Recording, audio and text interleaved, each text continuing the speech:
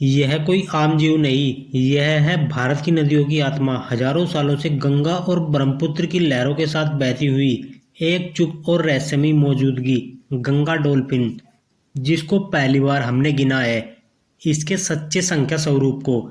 लेकिन क्या हम इन्हें बचा पाएंगे? क्या यह आंकड़ा एक चेतावनी है या आशा की किरण? भारत में पहली बार गंगा और ब्रह्मपुत्र नदी बेसिन में डॉल्फिन की जनगणना की गई। ये सर्वेक्षण 2021 से 2023 के बीच किया गया, जिसमें कुल 8,406 किलोमीटर नदी क्षेत्र को कवर किया गया, जिसमें मुख्य नदियां और उनकी सहायक नदियां शामिल हैं। और इसके परिणाम चौंकाने वाले हैं। देश भर में कुल 6,327 नदी डॉल्फिन पाई गई हैं, जिनमें से 6,324 गंगा डॉल्फिन है और 3 सिंधु डॉल्फिन पंजाब की व्यास नदी में है। यह आंकड़ा जितना बड़ा दिखता है उतना ही नाजुक भी है।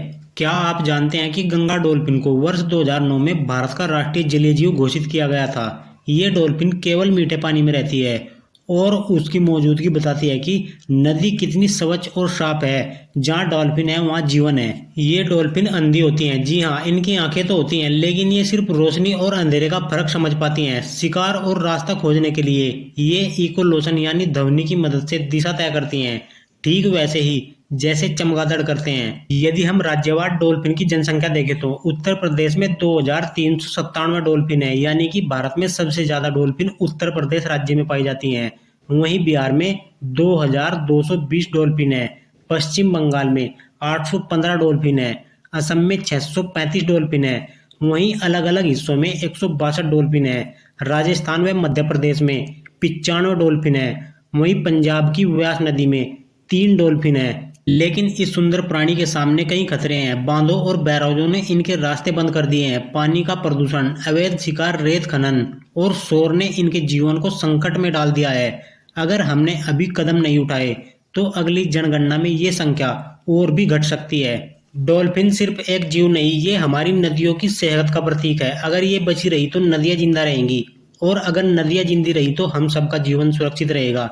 यह एक पारिस्थितिकी चक्र है जिसे समझना बहुत जरूरी है। भारत सरकार ने प्रोजेक्ट डॉल्फिन की शुरुआत की है, जिसका लक्ष्य है इनकी रक्षा करना, इनके रहवास को बचाना और जागरूकता फैलाना। लेकिन यह जिम्मेदारी सिर्फ सरकार की नहीं, हम सबकी है।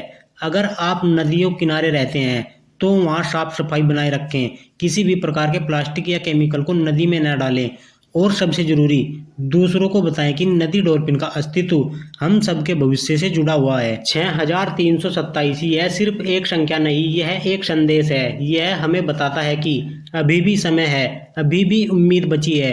गंगा डॉल्फिन ने हमारे साथ हजारों साल बिताए हैं, अब हमारी बारी है उन्हें बचाने की।